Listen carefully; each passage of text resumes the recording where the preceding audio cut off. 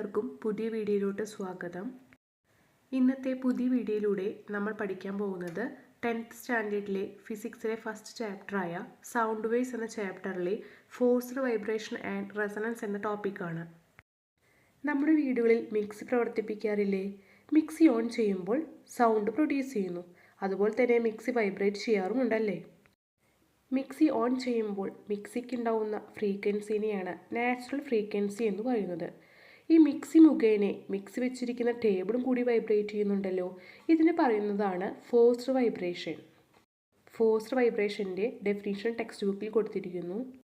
Forced vibration is the vibration of an object induced by an external vibrating object.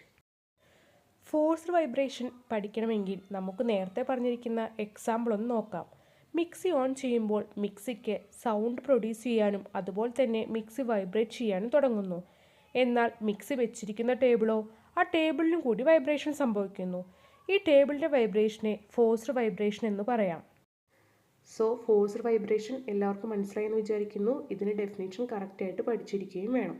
Forced vibration is the vibration of an object induced by an external vibrating object. Next we are going to learn what is resonance. Resonance എന്താണെന്ന് പറയാൻ നമുക്ക് നേരത്തെ നോക്കിയിരിക്കുന്ന എക്സാമ്പിളിലൂടെ തന്നെ കടന്നു പോകാം.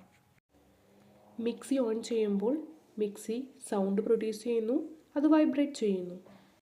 മിക്സിക്ക് സ്വയം ഉണ്ടാകുന്ന ആ ഫ്രീക്വൻസിന് പറയുന്ന പേരാണ് നാച്ചുറൽ ഫ്രീക്വൻസി. മിക്സിയുടെ പ്രവർത്തനം കാരണം മിക്സി വെച്ചിരിക്കുന്ന ടേബിളും കൂടി വൈബ്രേറ്റ് ചെയ്യുന്നുണ്ട്. അതിന് പറയുന്ന പേരാണ് ഫോഴ്സ്ഡ് വൈബ്രേഷൻ.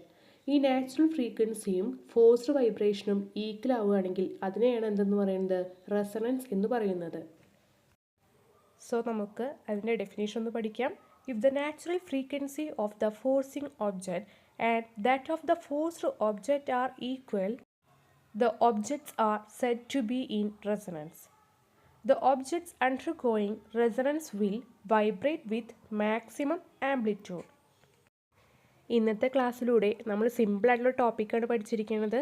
എന്താണ് ഫോഴ്സ്ഡ് വൈബ്രേഷൻ എന്നും എന്താണ് റെസണൻസ് എന്നും. എൻ്റെ പ്രിയപ്പെട്ട എല്ലാ കൂട്ടുകാരും ഈ വീഡിയോ ലൈക്ക് ചെയ്യാനും അതുപോലെ തന്നെ നിങ്ങളുടെ കൂട്ടുകാർക്ക് ഷെയർ ചെയ്യാനും മറക്കരുത്.